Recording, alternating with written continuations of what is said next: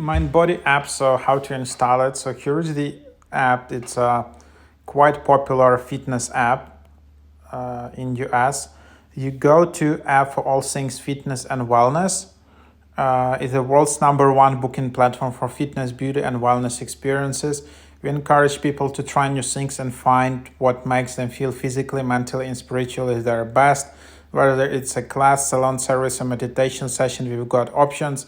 With over 40,000 studios around the world, we offer top fitness classes like yoga, Pilates, bar, dance, HIIT, bootcamp, and more. Looking for something along the line of a massage?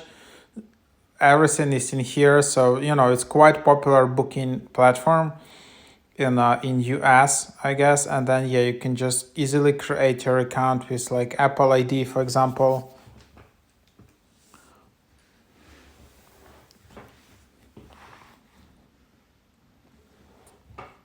And then, you just need to select country.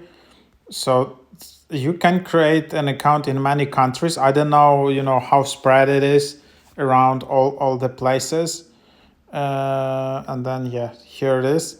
So actually you can you see that this app is available in many countries. However, you can just set up like the for example, bigger cities in US, and